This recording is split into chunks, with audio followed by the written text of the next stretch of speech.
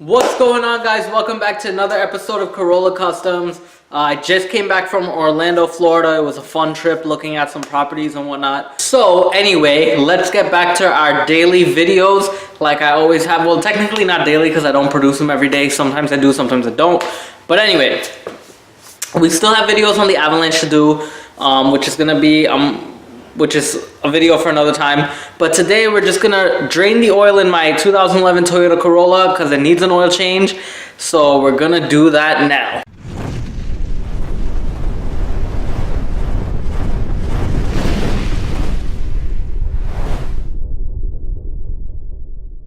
First, we open the hood.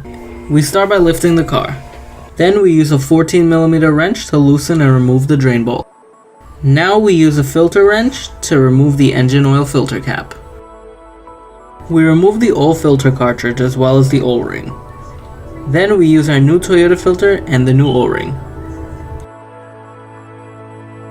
Now we reinstall the filter. Finally, we install the new washer on our drain plug and reinstall the drain plug. After draining my oil, I decided to rotate my tires. Use a 21mm socket and zug away. Finally, I lower down my vehicle and add some oil, 4 quarts to be exact. Then I start my vehicle until the oil lamp goes out, shut the vehicle off, and check the oil level on the dipstick. To ensure proper care of my vehicle, I make sure to top off my fluids as well as check my engine air filter. So the first thing you want to do to reset the light is turn the ignition on, make sure that it's on trip A, so you use the indicator, the push odometer trip button, you turn it to trip A, then you turn off the ignition, you press and hold it, and then you turn it back on and you'll see it blinking. It'll have a lot of dashes and then it'll reset 00, and now it's reset. So the maintenance light will stop flashing and it's all reset. So what I like to do to make sure that I know when it's my next oil change instead of waiting for the light to flash and tell me, I usually like changing my oil at 4,500 miles. So I reset trip A and trip B at 00 until it reaches 4,500 miles. And that's how I keep my record on changing the oil. So we're gonna do that right now. So trip A and B are both reset.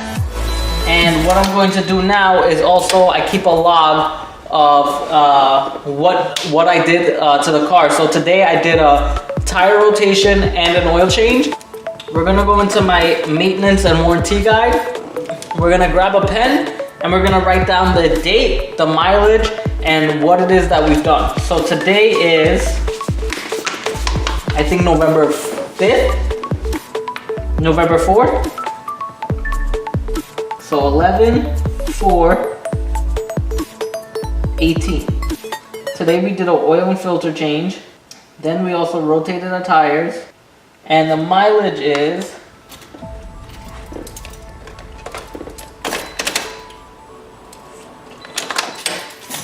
42579. So here we go. I wrote the mileage 42579. I wrote the date, which was 11/4/2018. I said that we did an oil and filter change as well as rotated the tires.